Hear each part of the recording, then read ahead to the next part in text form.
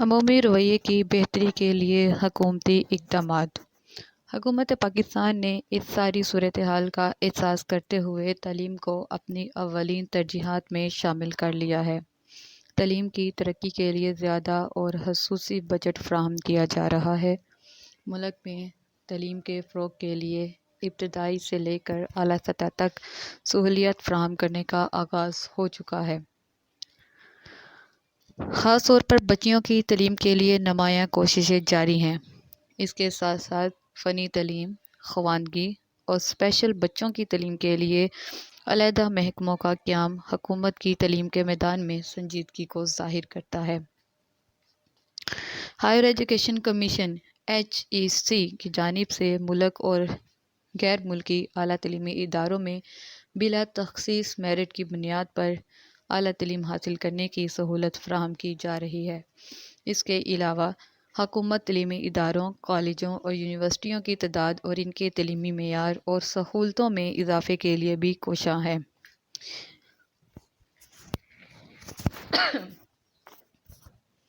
امید کی جاتی ہے کہ حکومت کے بارے میں رویے کو بہتر بنانے میں بہت مدد ملے گی۔ انویسٹمنٹ ان ایجوکیشن یعنی تعلیم میں سرمایہ کاری۔ آج تک کے تمام ماہرین معاشیات تعلیم کی معاشی اور اقتصادی افادیت کے ہمیشہ سے قائل رہے ہیں، اور سب کے سب تعلیم کو انسانی وسائل کو ترقی دینے کے لیے ضروری سرمایہ کاری خیال کرتے ہیں۔ ان کے نزدیک تعلیم کسی بھی ملک اور معاشرے کی معاشی ترقی کے لیے انسانی وسائل اور بنیادی ڈھانچہ فراہم کرتی ہے۔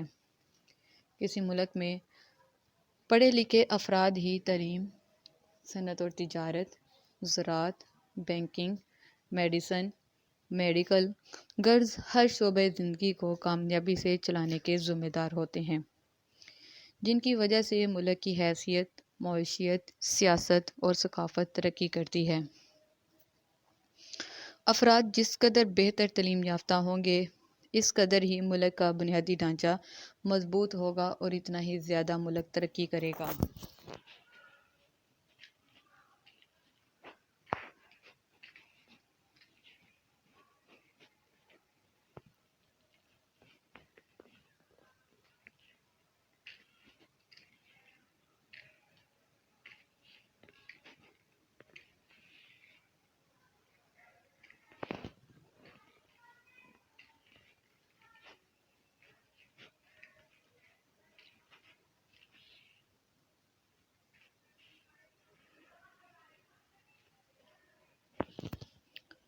عام طور پر یہ خیال کیا جاتا ہے کہ ملک کی ترقی کے لیے انسانی وسائل کی نسبت مادی وسائل زیادہ اہمیت رکھتے ہیں۔ مثلاً زمین اور پانی کے بغیر زرعی ترقی ممکن نہیں۔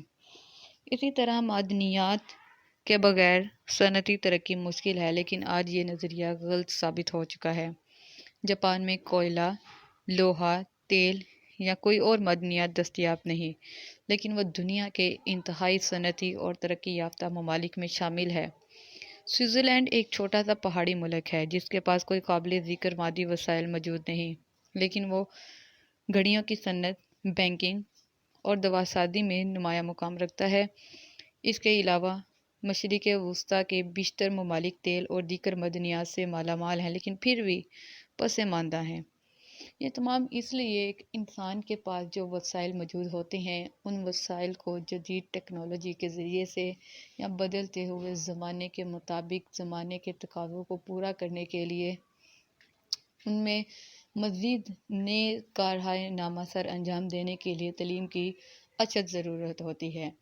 جاپان، سوئٹزرلینڈ یا دوسرے ایسے ممالک، یا پھر اگر ہم یورپ کی مثال لیں تو آج سے اگر ہم 1800 کی دہائی میں دیکھیں یا 1700 کی دہائی میں یا نصف صدی میں دیکھیں تو یورپ جاہلیت میں ڈوبا ہوا تھا، لیکن آج وہی یورپ جس کے پاس آج بھی معدنیات جو ہیں وہ اس طرح نہیں ہے جس طرح کے مشرق وسطیٰ کے عرب ممالک میں ہیں، لیکن اس کے باوجود یورپ آج ترقی یافتہ ہے عرب ممالک کی نسبت۔ اس کی وجہ کیا ہے؟ اس کی وجہ یہی ہے کہ یورپ نے تعلیم کو ترجیح دی۔ تعلیم کے ذریعے سے اس نے اپنے کم وسائل کو جدید ٹیکنالوجی اور بدلتے ہوئے تقاضوں کے مطابق اس طرح سے استعمال کرنا شروع کیا کہ وہ نہ صرف اپنی ضروریات کو پورا کر پایا بلکہ وہ بدلتے ہوئے زمانے میں عروج تک جا پہنچا، اور وہ ممالک جن کے پاس قدرتی طور پر معدنیات اور وسائل وافر مقدار میں موجود ہیں، ان میں تعلیم کی کمی کی وجہ سے وہ ان معدنیات، ان وسائل کو بہتر طور پر استعمال نہ کرتے ہوئے آج پسماندہ ممالک میں ان کا شمار کیا جاتا ہے۔ یہ اس لیے ہے کہ ان ممالک میں ان ملکوں کی طرح ایسے انسانی وسائل موجود نہیں ہیں جو اپنے ملک کو اقتصادی ترقی کے لیے بنیادی ڈھانچہ فراہم کر سکیں، کیونکہ مقامی لوگ تعلیم یافتہ نہ ہونے کی وجہ سے ضروری مہارتوں سے عاری ہیں۔ اس لیے تمام ترقیاتی اور تعمیراتی کاموں کے لیے ضروری تعلیمی پس منظر رکھنے والی تربیت یافتہ افرادی قوت کو درآمد کیا گیا ہے، کیونکہ تعلیم یافتہ افرادی قوت کے بغیر انسانی وسائل سے بھی فائدہ نہیں اٹھایا جا سکتا، اور انسانی وسائل کو صرف تعلیم ہی کے ذریعے سے ترقی دی جا سکتی ہے۔ تعلیم ہی سے لوگوں کو ایسی مہارتیں سکھائی جاتی ہیں جو ملک کی معیشت کو بہتر بناتی اور ترقی دیتی ہیں۔ اس لیے تعلیم کو آج کے دور میں بالکل صحیح طور پر سب سے زیادہ اہم سرمایہ کاری تصور کیا جاتا ہے، یعنی بہترین انویسٹمنٹ اگر اپنے ملک اور اپنی نیشن کے لیے کرنی ہے تو وہ ایجوکیشنل سسٹم میں ہے۔ پاکستان کا شمار ابھی تک ترقی پذیر ممالک کی صف میں ہی ہوتا ہے۔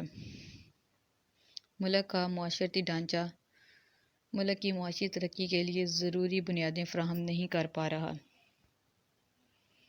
ملک کی معیشت کو بہتر بنانے اور لوگوں کو معاشی حالت کو بہتر بنانے کے لیے ضروری ہے کہ ملک میں معاشرتی، نسلی، علاقائی اور مذہبی ہم آہنگی ہو، جو صرف اور صرف تعلیم کے ذریعے ہی ممکن ہے۔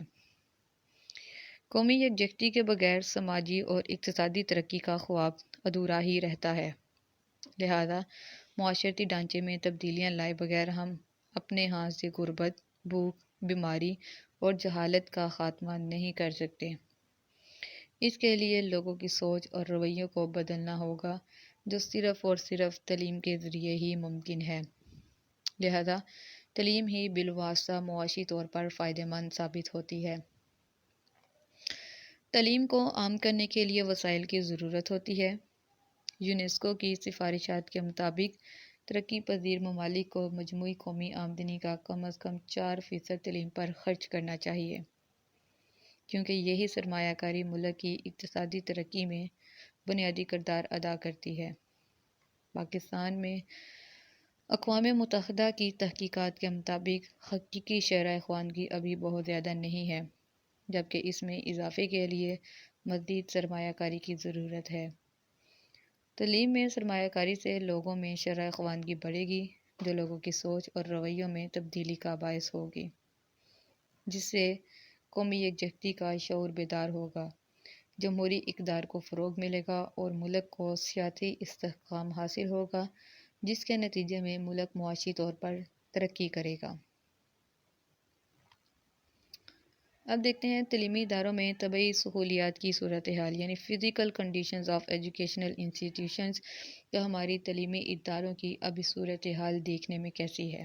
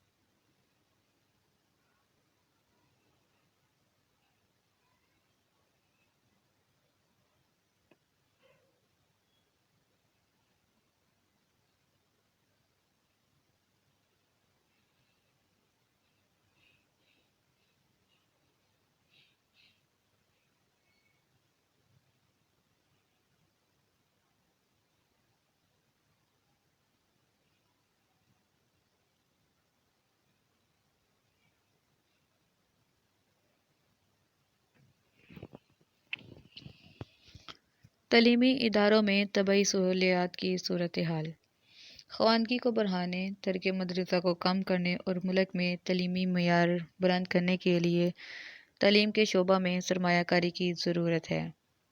یہ بڑی واضح اور سادہ سی بات ہے کہ ہم تعلیم کو جس قدر پرکشش بنائیں گے، لوگ اس کے حصول کی طرف زیادہ مائل ہوں گے۔ تعلیمی ماحول میں بہتری سے ہی تعلیمی معیار بہتر ہوگا۔ اگر تعلیمی اداروں میں تعلیم دینے کے لیے درکار ضروری وسائل اور سہولتیں ہی دستیاب نہیں ہوں گی تو ہم اپنے تعلیمی معیار میں کس طرح بہتری اور ترقی کا سوچ سکتے ہیں؟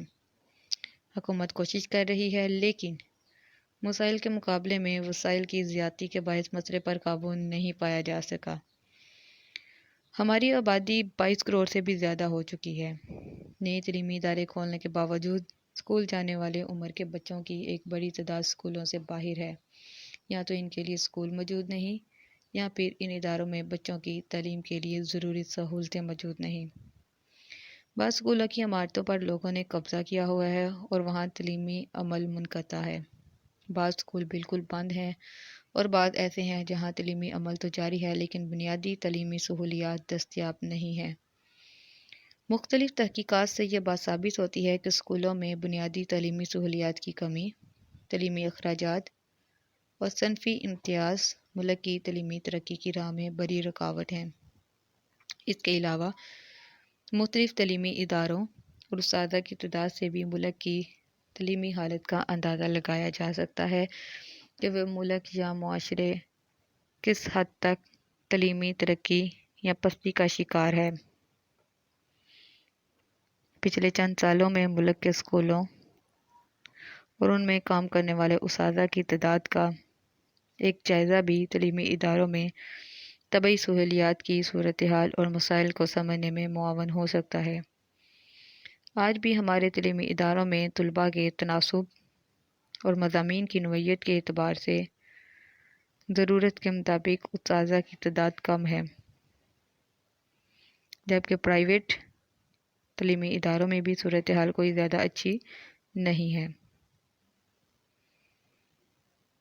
معاشی اور معاشرتی حالات، سوشل اینڈ اکنامک کنڈیشنز۔ معاشرے میں کامیاب زندگی گزارنے کے لیے سماجی تربیت بہت ضروری ہے۔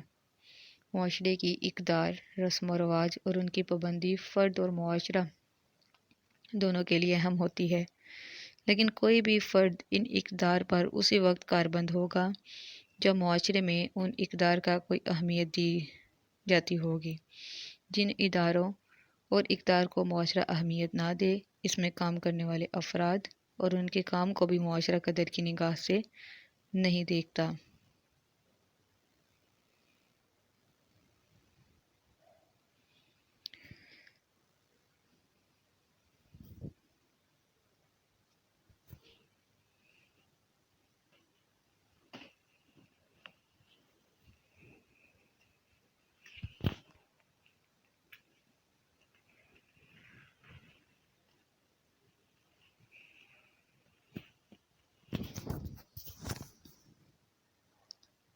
ایک تعلیمی ادارے کے عناصر ترکیبی یہ ظاہر کرتے ہیں کہ یہ ایک مکمل سماج، ایک مکمل معاشرہ ہے۔ فرق صرف یہ ہے کہ بڑے سماج یا معاشرے کے مقابلے میں یہاں افراد کی تعداد کم اور وسائل اور مسائل نسبتاً محدود ہیں۔ یہاں آنے والے بچے مختلف گھروں سے آتے ہیں اور جدا جدا پس منظر کے حامل ہوتے ہیں۔ ان کا ذہنی، سماجی اور اخلاقی پس منظر ایک دوسرے سے الگ ہوتا ہے۔ یہی وجہ ہے کہ بعض بچے تعلیم میں دلچسپی لیتے ہیں اور بعض تعلیم سے دور بھاگتے ہیں۔ کسی بھی ملک اور معاشرے کے معاشی اور معاشرتی حالات اور پس منظر اس کی ترقی اور معیار زندگی پر براہ راست اثر انداز ہوتے ہیں۔ معیار زندگی کا تعلق افراد کو حاصل صرف مادی اشیاء، آسائشوں اور سہولتوں سے ہی نہیں بلکہ معاشرے میں موجود سماجی ماحول اور ذہنی کیفیت سے بھی ہوتا ہے، جو ظاہری طور پر تو نظر نہیں آتے لیکن معاشرے پر اثر انداز ضرور ہوتے ہیں۔ ان میں تعلیمی شرح خواندگی، آزادی اظہار، فیصلہ سازی میں لوگوں کی شمولیت اور دیگر سماجی رویے اور اقدار شامل ہیں۔ پست معیار زندگی معاشی اور معاشرتی بدحالی کا آئینہ دار ہوتا ہے۔ اس سے نہ صرف جرائم اور افراتفری پھیلتی ہے بلکہ امن اور ایمان اور معاشرتی سلامتی کو بھی خطرہ لاحق ہو سکتا ہے۔ جنوبی ایشیا دنیا کا غریب ترین خطہ ہے اور پاکستان بھی اسی خطے میں واقع ہے۔ اس خطے کے مسائل میں ناخواندگی، غربت اور خوراکی کمی شامل ہے، لیکن اس کے باوجود ہم تعلیم اور صحت جیسے اہم شعبوں پر بہت کم رقم صرف کر رہے ہیں۔ کسی بھی ملک میں تعلیم کو فروغ تب ہی مل سکتا ہے جب اس کے لیے مطلوبہ مالی وسائل فراہم کیے جائیں تاکہ نئے اسکول قائم ہوں، مزید اساتذہ کا تقرر ہو، بچے اور بچیوں اور بالغ مرد اور عورت کو دیگر ترقی پذیر ممالک کی طرح مفت تعلیم فراہم کی جا سکے۔ ایک ترقی پذیر ملک کی حیثیت سے پاکستان معاشی طور پر ابھی اس پوزیشن میں نہیں کہ تعلیم کے فروغ کے لیے تمام وسائل مہیا کر سکے۔ پاکستان کے نویں 5 سالہ منصوبے 1998 سے 2003 کے تحت طے شدہ تعلیمی اہداف حاصل کرنے کے لیے 144 ارب روپے کے اخراجات کا تخمینہ لگایا گیا تھا، لیکن مختلف وجوہات کی بنا پر یہ رقم فراہم نہیں کی جا سکی اور یوں تعلیمی ترقی کا خواب معاشی وسائل کی کمی کے باعث پورا نہ ہو سکا۔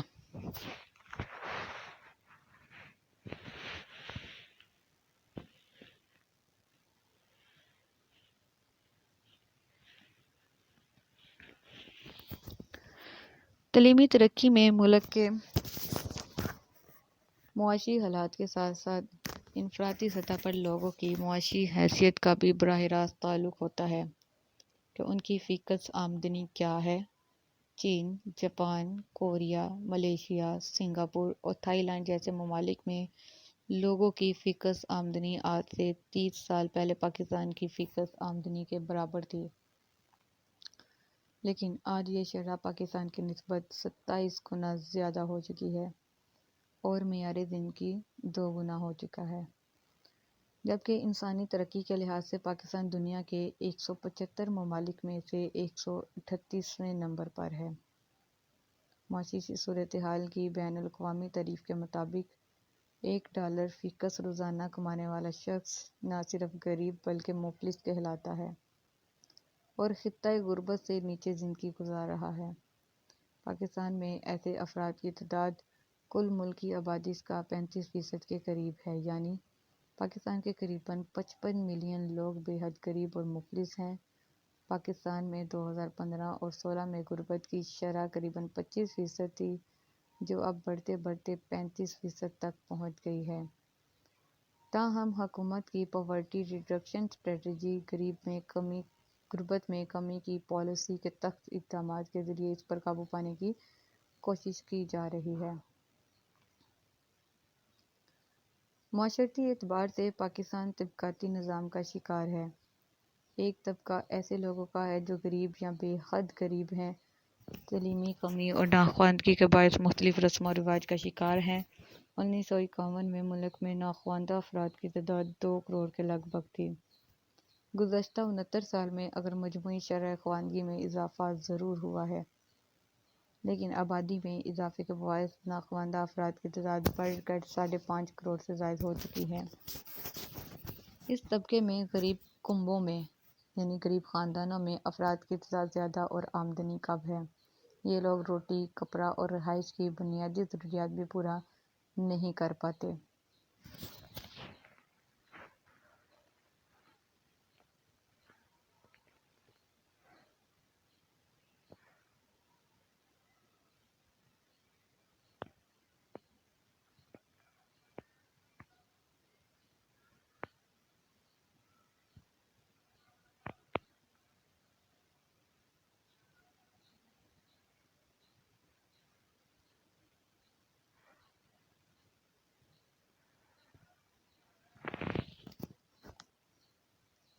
اور یہ کہ وہ اپنے بچوں کے تعلیمی اخراجات کا بوجھ برداشت نہیں کر سکتے۔ ان کے بچے اسکول جانے کی بجائے یا تو گلیوں میں کھیل کود کر اپنا وقت ضائع کرتے ہیں یا ان کو ورک شاپوں، ہوٹلوں، ویگنوں اور بسوں وغیرہ میں مزدوری کے لیے بھیج دیا جاتا ہے۔ اس طرح کم عمر بچوں کو بھی اسکول میں داخلے کروانے کی بجائے گھریلو کاموں میں لگا دیا جاتا ہے۔ پاکستان کے اسی طبقاتی نظام کے باعث دوسرا طبقہ ان امرا، جگیرداروں، وڈیروں، سرداروں، صنعت کاروں اور نوکر شاہی کا ہے جو ایک طرف تو ملک کے زیادہ تر پیداواری وسائل پر قابض ہیں، دوسری طرف اپنے زیر اثر علاقوں اور لوگوں میں تعلیم عام کرنے کے حق میں نہیں ہیں۔ وہ اپنے اثر و رسوخ اور اختیارات کی وجہ سے مختلف ہتھ کنڈوں کے ذریعے فروغ تعلیم کی راہ میں رکاوٹ پیدا کرتے ہیں تاکہ معاشرے میں ان کی بالادستی قائم رہ سکے اور جو پسماندہ لوگ ہیں وہ تعلیم کے ذریعے سے ترقی یافتہ ہو کر ان کے مد مقابل یا ان سے کوئی بڑا عہدہ حاصل نہ کر لیں۔ اسٹوڈنٹ، اسی کے ساتھ ہمارا ایجوکیشن پارٹ 2 ایف اے کا چیپٹر نمبر 4 جو ہے وہ کمپلیٹ ہوتا ہے، جس میں ہم نے پاکستان میں تعلیمی مسائل کیا کیا ہیں، پاکستان میں خواندہ اور ناخواندگی یعنی پڑھے لکھے اور ان پڑھ لوگوں کی تعداد کتنی ہے، پاکستان میں ناخواندگی کی وجوہات کیا ہیں، پاکستان میں تعلیم کے بارے میں کیا رویہ ہے اور ان مسائل پر کس طرح سے قابو پایا جا سکتا ہے۔ اسی کے ساتھ ہمارا یہ ٹاپک کلیئر ہوتا ہے۔ اللہ حافظ۔ ویڈیو پسند آئی تو لائک کریں، اپنی رائے کمنٹ کریں۔ ایسے ہی مزید ویڈیوز کے لیے ہمارا چینل سبسکرائب کریں اور بیل کا آئیکن دبائیں تاکہ آپ کو ہر ویڈیو کا نوٹیفیکیشن ملتا رہے۔